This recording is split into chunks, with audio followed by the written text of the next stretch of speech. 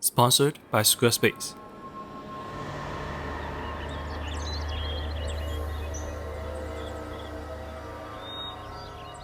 When he arrived at the dilapidated Lanruo Temple, a place rumored to be haunted, Ning Caichen was ecstatic. It was quiet, it was free, perfect for studying.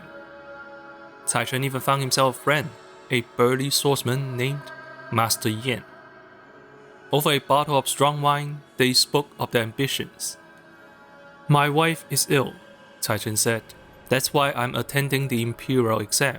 Passing it will grant her a better life." Master Yan laughed. "Good, the world needs more scholars like you."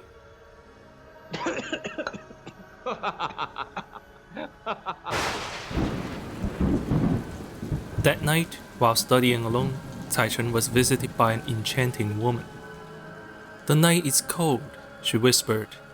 "Why don't we heat things up?" Ever the righteous man, Caichen pushes her away. Humiliated, the woman fled.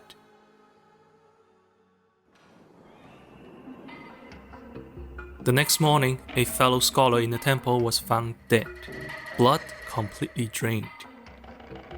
"Demons," Master Yan muttered, and Caichen connected the dots. When the moon rose again, the woman returned. Caichen moved to call for help, but the woman collapsed in tears. "Help me if you are as righteous as you seem. My name is Nie Xiaoqian. I'm a ghost enslaved by the demon Old Dame. She forces me to lure men to their deaths so she can feed on their blood. Please find my ashes. Free me." At sunrise, Caichen and Master Yan located Xiaoqian's grave. Though the swordsman warned against it, Caichen believed no one, not even a ghost, was beyond salvation. Carrying her ashes, Caichen bid farewell to Master Yan. The swordsman pressed a small bag into his hands. "Take this. It will ward off evil when you need it most." After returning home with Caichen, Xiaoqian humbly devoted herself to his household, asking nothing in return. When Caichen's wife passed, the two were married. For a time, life was peaceful. That was until Xiaoqian's past caught up. One night, the air turned cold. The old dame had returned for her. Stood in front of Xiaoqian, Caichen tore open the bag. A sword burst forth in a flash, striking the demon down without mercy. But then, the sword turned to Xiaoqian and hesitated. Having warded off the evil, it returned to the bag, sparing Xiaoqian. Years passed. Through her devotion, Xiaoqian atoned for her past. In time, she was granted her humanity once more and bore a child of her own. Welcome back to our series on Chinese folktales. What you have just heard is the story of Nie Xiaoqian, as written in the Qing Dynasty anthology novel Strange Tales from a Chinese Studio. Truth be told, it is not my favorite. In the original, Xiaoqian's redemption is framed as going from seducing many men to becoming obedient to one. It all reflects the misogyny of late dynastic China. Perhaps that's why filmmakers have taken different paths. Across countless adaptations, they reshape her story, each one reinterpreting her redemption differently. Today, we are taking a look at two of them. Both are called A Chinese Ghost Story. One overtook the text as the definitive story. The other is my personal favorite. Once again, let's sit around the campfire and let me tell you a story. This is the tale of Nie Xiaoqian, a Chinese ghost story.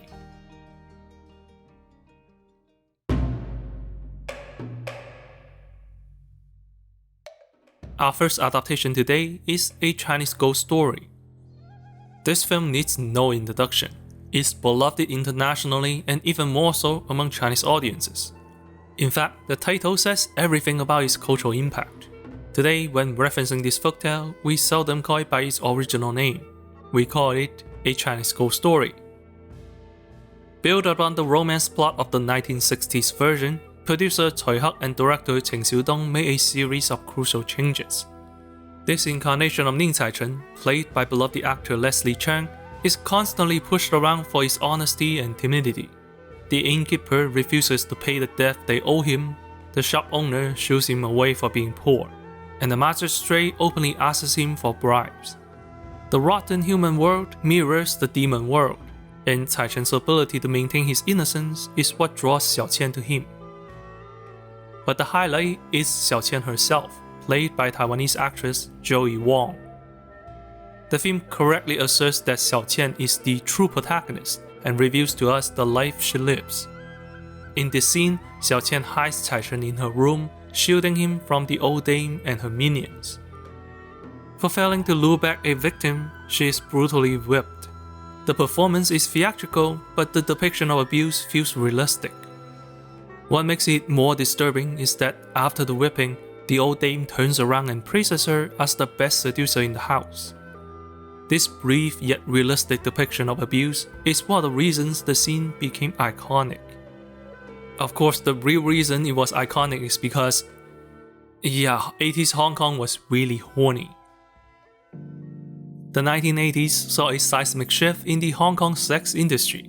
Underground establishments controlled by the triads were rapidly outpaced by independent operations. As a result, sex work became more visible but still deeply stigmatized. At the same time, attitudes towards sex were changing. In 1986, Hong Kong introduced its first secondary school sex education guidelines, marking a small crack in the taboo of sex discussions. Ever the provocateur, producer Cui Hek told screenwriter Yun Gaiji to imagine Xiaoqian as a sex worker. Thus, we have a lustful depiction of Xiaoqian, skilled at seduction and even more skilled at hiding her emotions. One brilliant detail is that Xiaoqian feels shy when Caichen sees her naked, despite having no trouble seducing other men. My interpretation is that she isn't shy about nudity, but intimacy, which she is feeling for the first time. Later, when she confesses her love to Caichen, she expresses it the only way she knows how: through sex. It's the twisted view of love from someone who sells only the illusion of it. And then there's the final showdown.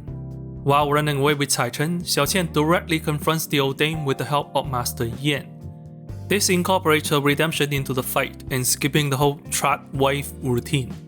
The battle with the old dame is action-packed and, despite what it looks like, it is not what it looks like. This is truly a masterpiece of cinema, which is why I feel rather guilty to say this is not my favorite adaptation. In fact, I didn't like it very much. Look, before you crucify me, I don't think there's any flaw with the film. It is only a matter of expectation. This film was made to be a spectacle. One minute we have special effect body horror, the next minute Master Yan is rapping the Tao Te Ching.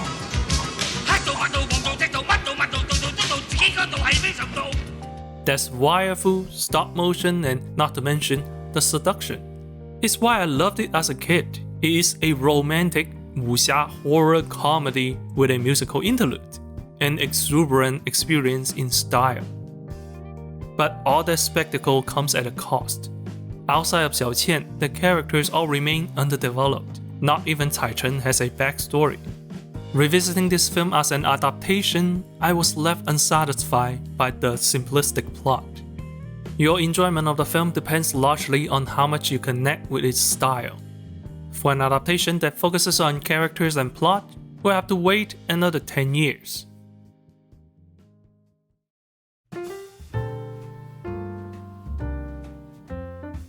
Whether you are a timid scholar looking for work, a lonely bachelorette waiting for love, or a ghost-busting swordsman with a passion for rap music, you all need a website from Squarespace. One day you are dueling your arch-enemy, the next you are saving some random guy's ass. How are you supposed to pursue your musical dream, let alone build a website? Well, I can help you with the first part, but with Squarespace, building a website is fast and easy. Simply pick a template as your starting point, or use the tools to start from scratch. Editing is done entirely in the browser, no downloads, no plugins required. With all the helpful tutorials, even someone without design training can achieve professional results. And what professional musician doesn't have a professional website? Start a free trial at squarespace.com/accidentcinema. Use the code accidentcinema for 10% off your first purchase. Make yourself known to the world. Express your creativity with a self-made website. Visit squarespace.com/accidentcinema and get started today.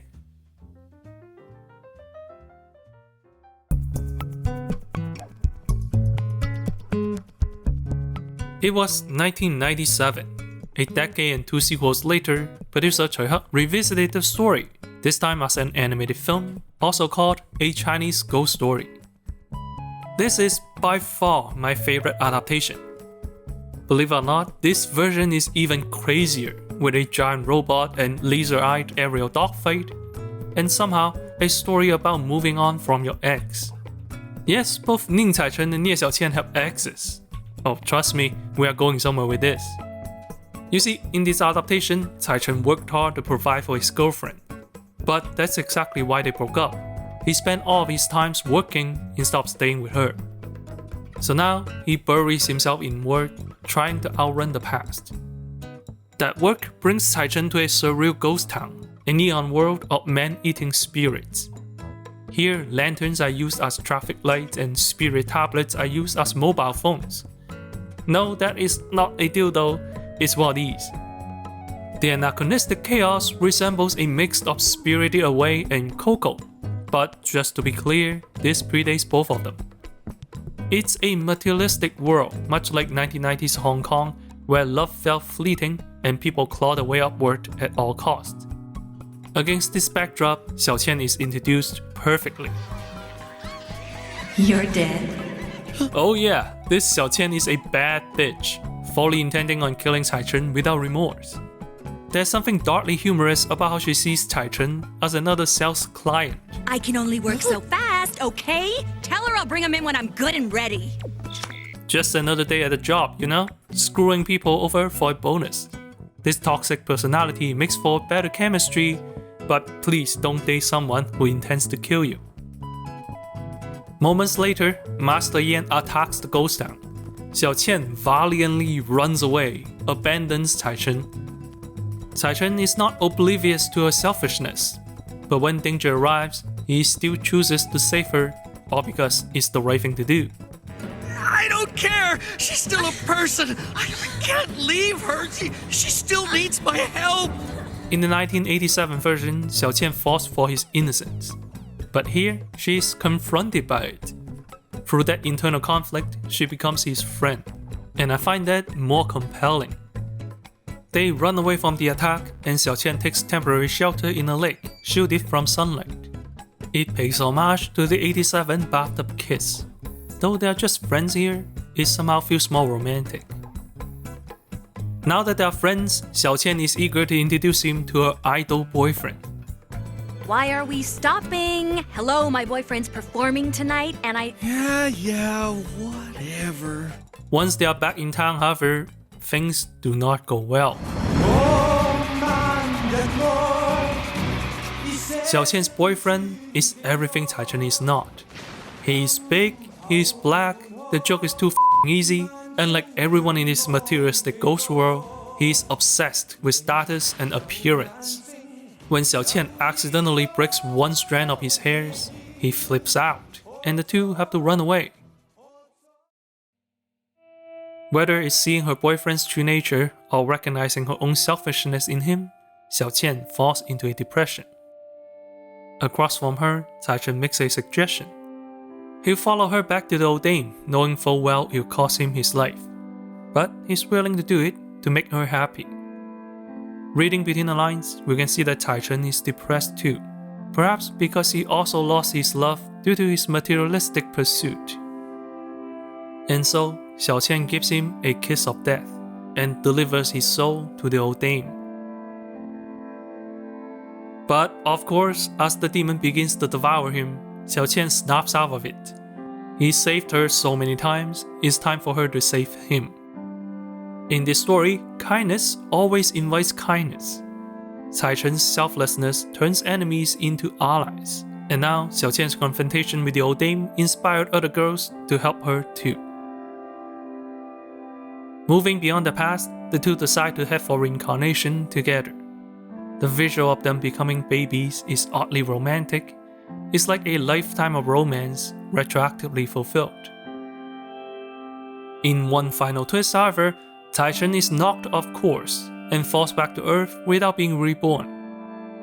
Panicked, he searches for her, only to bump into his ex-girlfriend. It's just one final scene to show that Taichung has moved on. Realizing Xiaoqian cannot be out in the sun, Taichung jumps into the river, and there she is. Hand in hand, they rise towards the surface, like lovers ascending, free at last from the past that bound them.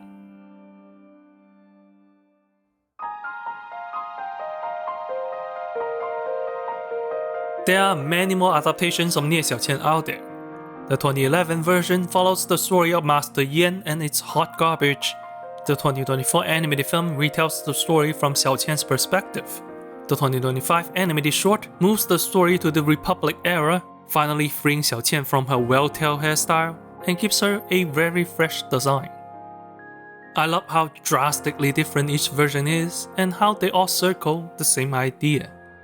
In the short story, Xiaoqian is a sinner who seeks redemption through Confucian practices.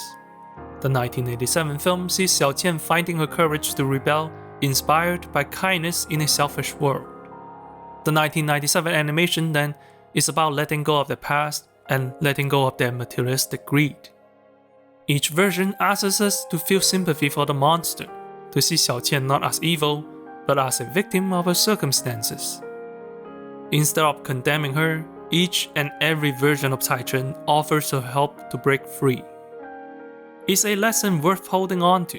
No matter how dark someone's past may be, if they are willing to change, we should be willing to reach out. Because with our help, they can atone for what they did. It will make them a better person, and it will make the world a better place. After all, what we did in the past is not nearly as important as what we can do for the future.